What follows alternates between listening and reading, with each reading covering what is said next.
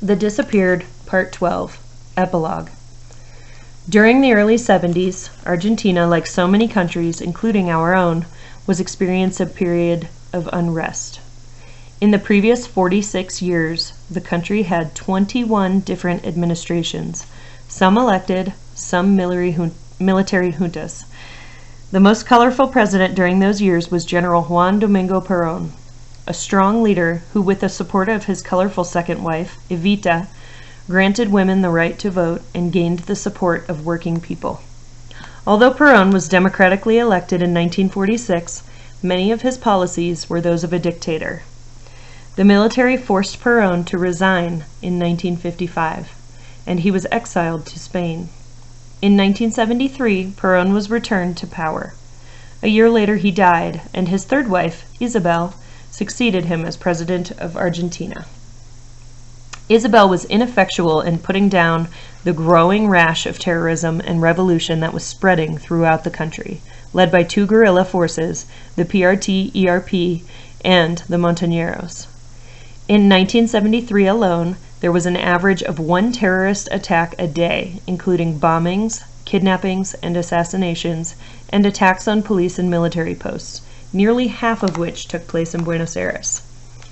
In 1976, Isabel was defeated, and General Jorge Rafael Videla, Commander-in-Chief of the Armed Forces, became President of Argentina, promising to bring order to the country. Argentina was eager for peace.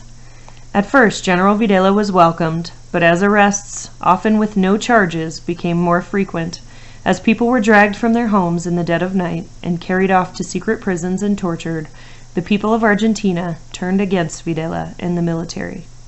The mothers began to march, demanding the return of their disappeared. But to this day, many have never been found. In 1981, the presidency was transferred to General Roberto Viola, who began the work for a return from military to civilian rule. This alarmed the military, who forced General Viola out in 1982 and installed General Leopoldo Galtieri. When General Galtieri initiated a war with Great Britain over the Falkland Islands and then lost the war, the country rose up against the military, and in 1983 elected a civilian, Raúl Alfonsín.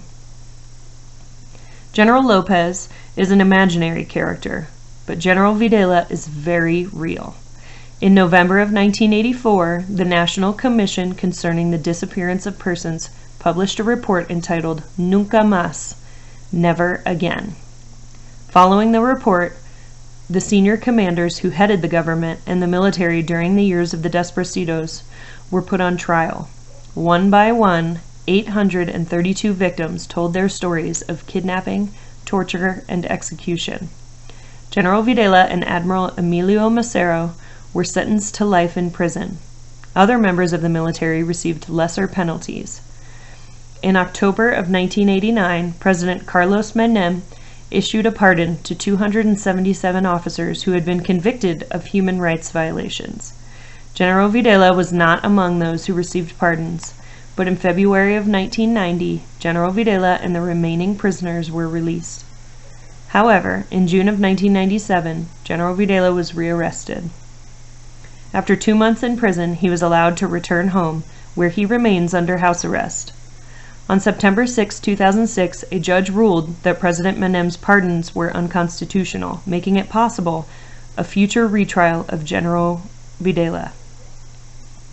Argentina has not forgotten its Desaparecidos.